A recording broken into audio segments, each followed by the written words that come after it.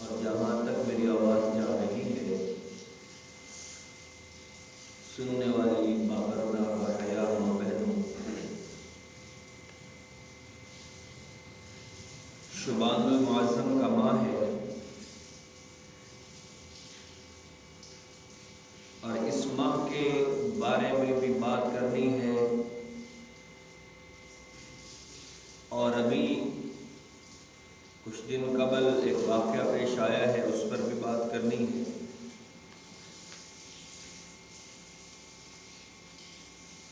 رسول اللہ صلی اللہ علیہ وآلہ وسلم نے فرمایا، جو شخص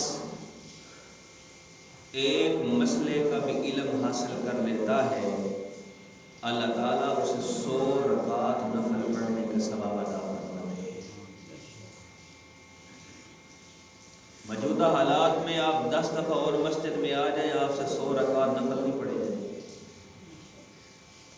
لیکن اللہ تعالیٰ نے ہم پر احسان فرمایا اور ہمیں ایک مسئلہ سننے پر سمجھنے پر 100 رکعت نفل کا ثواب عطا فرمایا۔ اب ایک شخص ہے، صبح سے لے کے شام تک قرآن پڑھتا ہے، ایک قرآن ختم کرتا ہے۔ مفسرین لکھتے ہیں کہ اگر کوئی شخص 3 دفعہ سورۃ اخلاص پڑھ لے، اللہ تعالیٰ پورے قرآن کا ثواب عطا فرماتے ہیں۔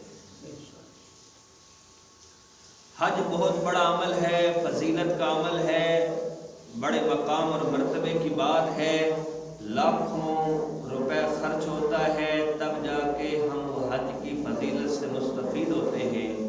اللہ تعالیٰ کے محبوب پیغمبر صلی اللہ علیہ وآلہ وسلم نے فرمایا، جو اپنے والدین کے چہرے پر محبت کی نگاہ سے دیکھ لے، اللہ تعالیٰ اس کو مقبول حج کا ثواب عطا فرماتے ہیں۔ یہ امت محمدیہ پر اللہ کی خاص رحمت ہے۔ لہذا اس نیت سے بیٹھنا ہے کہ ہم جو مسائل سنتے جا رہے ہیں، اللہ تعالیٰ اس کا اجر اور ثواب عطا کرتے جا رہے ہیں۔ شعبان المعظم کے ماہ میں شب برات کی رات ہے، اور اس رات کو بڑے ذوق اور شوق کے ساتھ مسلمان عبادت میں گزارتے ہیں۔ پہلا سوال یہ پیدا ہوتا ہے کہ کیا اس رات کی کوئی فضیلت ہے، شریعت سے ثابت ہے یا نہیں؟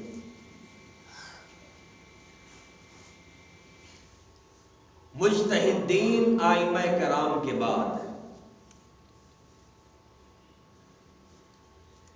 صاحب ہدایہ بہت بڑے مجتہد اور بزرگ احناف میں اہل سنت والجماعت میں گزرے ہیں۔ انہوں نے بھی یہ بات واضح کی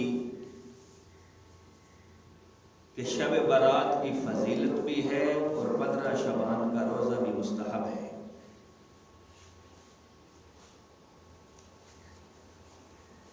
اس کی 3 دلائل بڑے مضبوط ہیں۔ پہلی دلیل یہ ہے، تاریخ، اسلامی تاریخ کے اندر اور اسلام کے اندر 1400 سال سے متواتر شب برات میں عبادت کی جاتی ہے اور اس کا کتابوں میں تذکرہ چلتا آ رہا ہے۔ دوسری دلیل یہ ہے کہ محدث اعظم، محدث کبیر، اکابر علماء دیوبند کی شان حضرت مولانا انور شاہ کشمیری رحمۃ اللہ علیہ صدر مدرس دارالعلوم دیوبند نے جامع الترمذی، ترمذی شریف حدیث کی کتاب ہے، اس پر حاشیہ لکھا اور کہا کہ شب برات حدیث سے ثابت ہے۔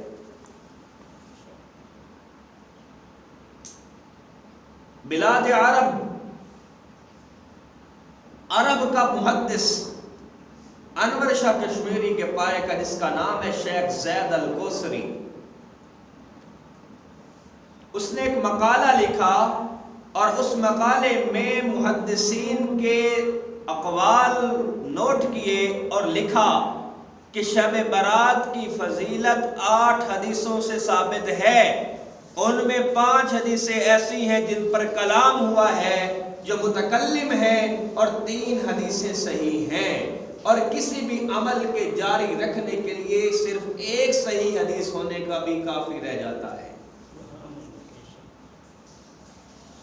تو اس سے یہ ظاہر ہوا کہ شب برات کی فضیلت بھی ہے، عبادت بھی کرنی ہے، اپنے رب کو منانا بھی ہے۔ اب سوال یہ پیدا ہوتا ہے، شب برات کی رات کو عبادت کیسے کرنی ہے؟ یاد رکھیں، کسی بھی نفلی عبادت کی جماعت کروانا حرام ہے۔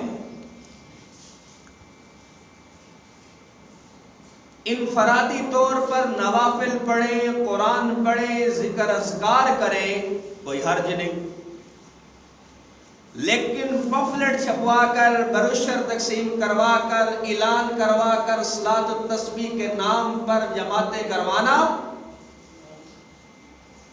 اور جماعتوں کا اہتمام کرنا فقہ حنفی میں حرام ہے۔ ہماری فقہ میں یہ جائز نہیں ہے۔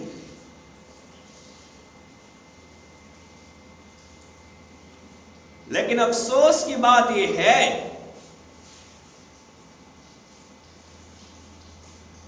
کہ احناف کے مقلد امام ابو حنیفہ نعمان بن ثابت رحمت اللہ علیہ کے مقلد بھی صلاۃ التسبیح کی جماعتیں کرواتے ہیں اور نام دیتے ہیں کہ ہم احناف کے مقلد ہیں۔ جتنے بھی اہل سنت ہیں بر صغیر کے اندر، وہ سارے کے سارے امام ابو حنیفہ کے مقلد ہیں۔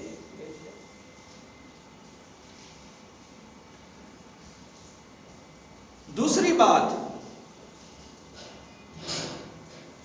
بخاری شریف میں ہے، رسول اللہ صلی اللہ علیہ وآلہ وسلم ایک دفعہ مسجد نبوی میں جا رہے تھے، راستے میں 2 صحابہ کرام کو اونچی اونچی آواز میں ایک دوسرے سے بات کرتے اور جھگڑتے دیکھا، اور جب مسجد میں آئے تو فرمانے لگے کہ اللہ کے محبوب پیغمبر کہتے ہیں کہ مجھے اللہ نے بتلایا کہ لیلۃ القدر کی رات 23 کو ہوگی یا 27 کو ہوگی یا 29 کو ہوگی، لیکن اس صحابہ کے جھگڑے نے مجھے وہ دن بھلا دیا۔ اس سے کیا ظاہر ہوا کہ شریعت کا ذوق یہ نہیں ہے کہ مقدس راتوں میں غل غپاڑا کیا جائے، ہجوم اکٹھا کیا جائے، اور ان مقدس راتوں میں مسجدوں میں اہتمام کے ساتھ عبادت کرنا مکروہ ہے۔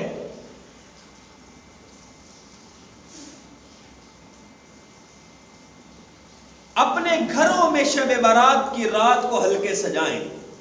لوگ کہتے ہیں جی ہمارے گھر میں تو ماحول ہی نہیں ہے، تو ماحول گھر کس کا ہے؟ میرا ہے، آپ کا ہے؟ لاکھوں کروڑوں خرچ کرتے ہیں، گھر بناتے ہیں، یہ بیٹے کا کمرہ، یہ بیٹی کا کمرہ، یہ میرا کمرہ، یہ میری بیوی کا کمرہ، یہ ٹی وی لانچ، یہ کچن، یہ فلاں، یہ فلاں، لیکن اس پورے گھر میں یہ کنسپٹ نہیں ہے کہ یہاں کوئی چھوٹا سا نماز کا کمرہ بھی ہونا چاہیے تھا، جہاں پورے گھر کے افراد بیٹھ کر ذکر اذکار کرتے یا نماز پڑھتے۔ ہمارے گھروں میں ہر طرح کی آسائشیں موجود ہیں، بطور مسلمان ہمارے ہاں یہ رواج ہے ہی نہیں۔ حتیٰ کہ آپ ہندوستان میں جائیں یا سندھ کے ہندو گھروں میں چلے جائیں، وہاں آپ کو ایک چھوٹے سے کونے میں ہی صحیح لیکن ان کا بت نظر آئے گا، اور اس بت کے آگے بیٹھ کے وہ عبادت کرتے نظر آئیں گے۔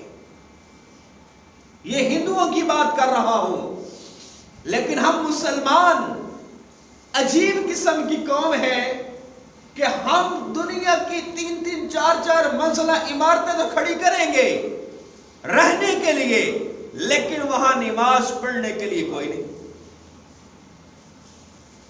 اللہ نے مسلمان کو اصحاب الیمین بنایا ہے، دائیں ہاتھ سے کام کرنے والا بنایا ہے۔ ہمیشہ بیت الخلاء بائیں ہاتھ پہ گھر میں ہونا چاہیے، دائیں ہاتھ پہ نہیں ہونا چاہیے۔ ہمیشہ کچن دائیں ہاتھ پہ ہونا چاہیے، بائیں ہاتھ پہ نہیں ہونا چاہیے۔ ہمیشہ نماز کا کمرہ دائیں ہاتھ پہ ہونا چاہیے، بائیں ہاتھ پہ نہیں ہونا چاہیے۔ لیکن اپنے گھروں کا موازنہ کریں کہ ہم اصحاب الیمین کی طرح تعبیر کر رہے ہیں، کہ ہمارے واش روم دائیں طرف ہے یا بائیں طرف ہے۔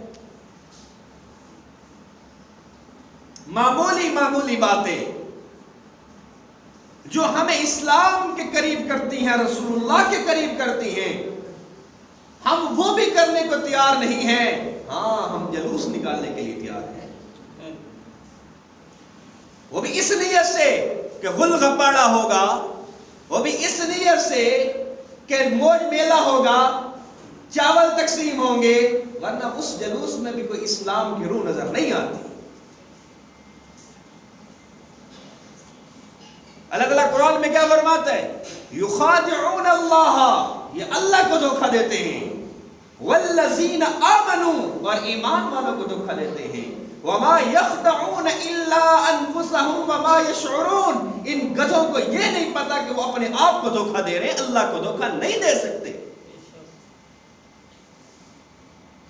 اور پھر جب سمجھایا جاتا ہے تو سمجھنے کا اثر یہ ہوتا ہے کہ کہتے ہیں انہیں مولوی نہیں سننی ہے، یہ آپ اور میں اپنے دل سے نہیں کہہ رہے، قرآن کہہ رہا ہے فی قلوبہم مرض، ان کے دلوں میں جو مرض تھا میں نے اس کو ختم نہیں کیا، فزادہم اللہ مرضا، میں نے ان کے مرض کو بڑھا دیا، وَلَهُمْ عَذَابٌ عَلِيمٌ، ان کے لیے بڑا شدید عذاب ہے، بِمَا كَانُوا يَكْذِبُونَ، کیونکہ یہ جھوٹے ہیں۔ اب شب برات کے دن میں کہہ رہا ہوں کہ شریعت کا ذوق ہے کہ مقدس راتوں میں غل گھپاڑا نہیں ہونا چاہیے، شور شرابہ نہیں ہونا چاہیے، حتیٰ کہ علماء احناف نے کہا کہ مسجد میں مقدس رات میں اجتماعی عبادت کرنا بھی مکروہ ہے۔ میں نے تو جماعت کو تو حرام ہم نے کہا، احناف نے حرام کہا کہ نفلی جماعت حرام ہے، چاہے صلاۃ التسبیح ہے یا کوئی اور نفل ہے، لیکن غل غپاڑا اور کوئی ادھر لیٹا پڑا ہے، کوئی ادھر لیٹا پڑا ہے، کوئی گپے مار رہا ہے، کوئی کچھ کر رہا ہے، علماء احناف کہتے ہیں کہ یہ بھی مکروہ عمل ہے۔ گھروں میں بیٹھ کے ہلکے سے جائیں شب برات کی رات، اور یہ شرلی پٹاخے کا جو رواج ہے، یاد رکھیں کہ برِ صغیر کے اندر جب شب برات کی ہم رات مناتے تھے، یعنی عبادت کرتے تھے، تو اس رات کو ہندو جو تھے مسلمانوں کو تنگ کرنے کے لیے پٹاخے اور شرلیاں بجاتے تھے۔ مجھے پتا ہے کہ کوئی بھی مسلمان ہندوؤں کے کام کو اور ہندوؤں کو اچھا سمجھنے کو تیار نہیں ہے، لیکن ہمیں بتلانا ہوگا کہ اس وقت ہندوؤں نے یہ کام شروع کیا تھا کہ مسلمان اس رات عبادت کر لیں، وہ شرلی اور پٹاخے بجا کر مسلمانوں کی عبادت کو خراب کرتے تھے۔ اور آج پاکستان تو بن گیا، ہم نے الگ وطن تو بنا لیا، پر عادتیں نہ گئیں، وہی کچھ چلتا آ رہا ہے۔ یہ تو شرلی پٹاخوں کی بات کر رہا ہوں، آپ کی عدالتیں آج بھی اس قانون پہ، جس قانون پہ برِ صغیر میں پہلے سے حق فیصلے ہوا کرتے تھے، کون سا قرآن کے اوپر ہو رہے ہیں۔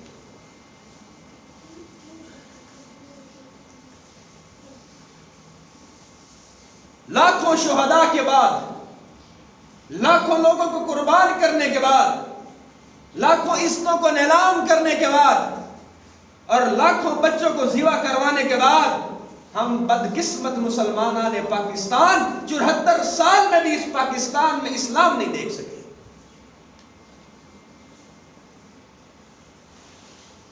اور اللہ کے ہاں ہم قیامت کے دن ان شہداء کی روحیں ہم سے پکڑ کر گربان سے پوچھیں گی کہ ہم تم نے کیا کیا؟ کیا ہماری روحوں کے ساتھ، ہماری لاشوں کے ساتھ، ہمارے خون کے ساتھ انصاف کیا یا نہیں کیا؟ بات میں یہ کر رہا تھا، شب رات کو پٹاخے بجانا یہ ہندوؤں کا کام ہے، مسلمانوں کا کام نہیں ہے۔ اور ہم بڑے شوق کے ساتھ بچوں کو شرلیاں پٹاخے لا کے دیتے ہیں کہ جو نماز پڑھ رہے ہیں ان کی نماز خراب ہو جائے۔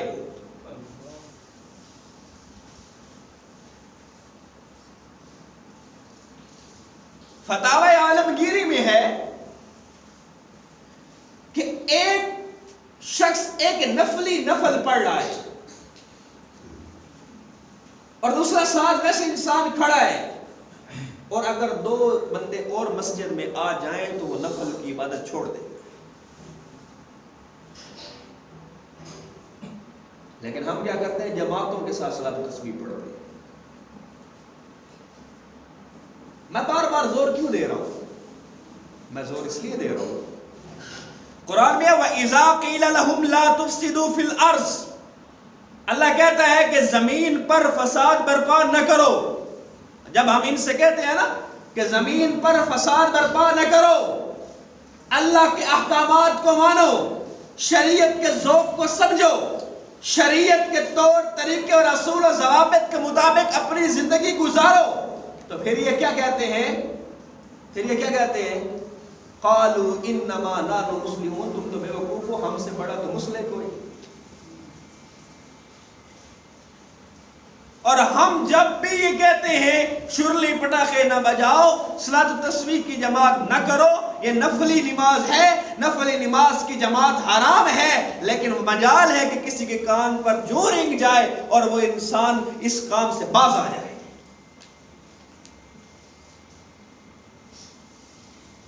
میں رونا اپنا روتا ہوں، وہ ہنس ہنس کے سنتے ہیں، ان کو دل لگی معلوم ہوتی ہے۔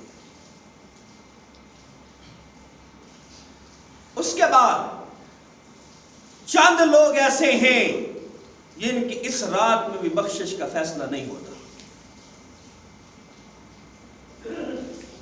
پہلا بندہ کفر اور شرک کرنے والا۔ قرآن میں اللہ فرماتے ہیں ان اللہ لا یغفر ان یشرک بہ ویغفر ما دون ذلک لمن یشاء۔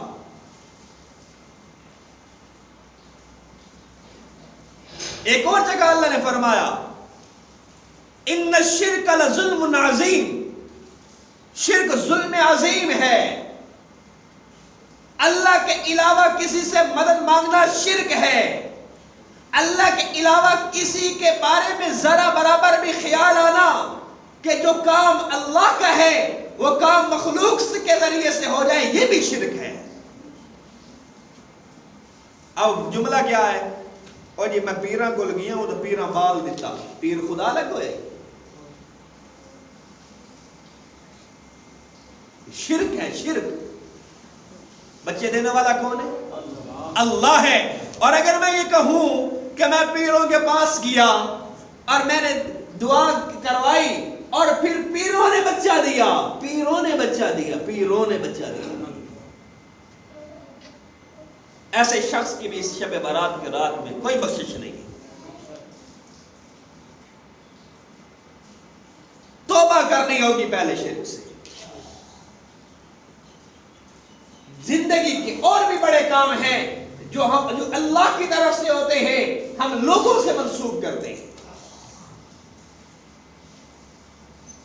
اللہ کی صفت میں، اللہ کی ذات میں، اللہ کے کام میں اگر کسی کو بھی ہم سامنے لا کر کھڑا کریں گے وہ شرک ہوگا، اس کے علاوہ کچھ نہیں ہوگا۔ یہ ڈرامے بازی بند کر دی جائے، او جی وسیلہ تو ہوتا ہے، وسیلہ تو ہے، پر وسیلے کو وسیلہ بتانا، وسیلے کو وسیلہ بتا، پھر بات سمجھ میں بھی آتی ہے۔ وسیلے کو کرنے والا نہ بتا، اگر تو وسیلے کو کرنے والا بتا دے گا پھر وسیلہ نہیں رہے گا، شرک ہو جائے گا۔ الفاظ پہ غور کرنا ہوتا ہے۔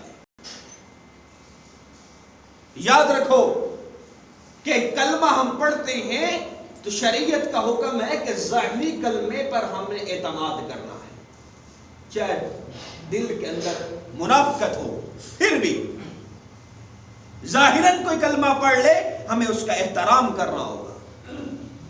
حضرت خالد بن ولید نے ایک جگہ لشکر کشی کی تو لوگوں نے کہا جی ہم کلمہ پڑھ کر مسلمان ہوتے ہیں۔ خالد بن ولید نے کہا اچھا تم میرے ڈر سے کلمہ پڑھ رہے ہو، اور انہیں شہید کیا، غلطی سے ہو گیا۔ رسول اللہ صلی اللہ علیہ وسلم نے باقاعدہ کمیٹی بنا کر اس کا قصاص دلوایا۔ کیوں؟ کسی مسلمان کو قتل نہیں کیا جا سکتا۔ اور جب لشکر کشی کرتی ہے مسلم فوج تو پہلے کہتی ہے اللہ پہ ایمان لے آؤ، یا پھر جزیہ دو، یا پھر تلوار فیصلہ کرے گی۔ یہ نہیں ہے کہ ہم جاتے چڑھائی کرتے ہیں۔ اور جب انہوں نے کہہ دیا تھا کہ ہم ایمان لے کے آتے ہیں، چاہے ڈر سے کہا تھا یا جیسے بھی کہا تھا، شریعت کا ذوق یہ ہے کہ پھر وہ مسلمان گنے جائیں گے۔ تو ظاہراً جو کلمہ نکالتے ہو، دل میں جو مرضی ہو، اور یہ دل میں تو ہمیں پتہ ہے جی اللہ کرتا ہے، منہ سے یہ کلمہ نکل جاتا ہے، پیروں کی محبت میں نکل جاتا ہے، فقیروں کی محبت میں نکل جاتا ہے، تو یہ غلط ہے، شرک ہے۔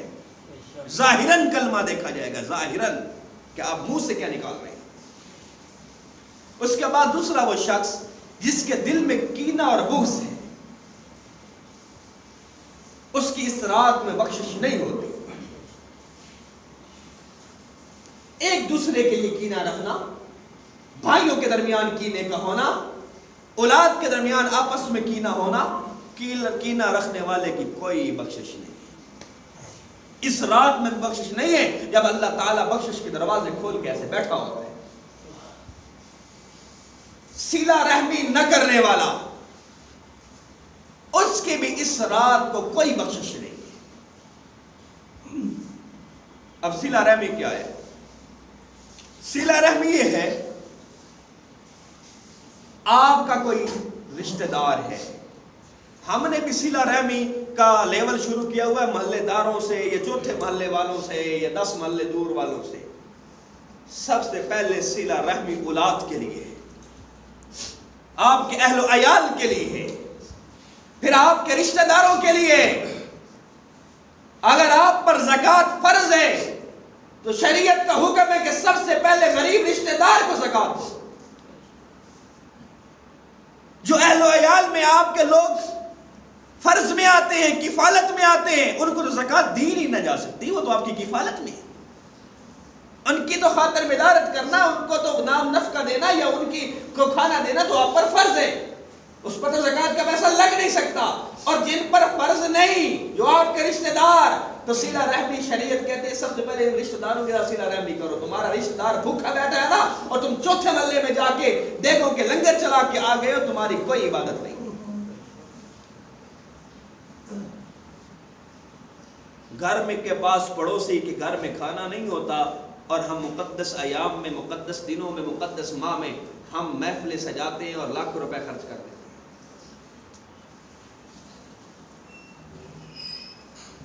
اور میراثی اور ڈوموں کی طرح نعت خانوں پر پیسہ پھینکتے ہیں۔ شریعت کا ذوق، شریعت کا فکر تباہ کر کے رکھ دیا گیا ہے۔ اور نعت خانوں اور خطیبوں کا ذوق بن گیا ہے، پیسہ نہ پھینکے تو وہ جیسے کنجری نہیں ناچتی پیسے کے بغیر، نعت خان نعت پڑھنے سے انکاری ہے۔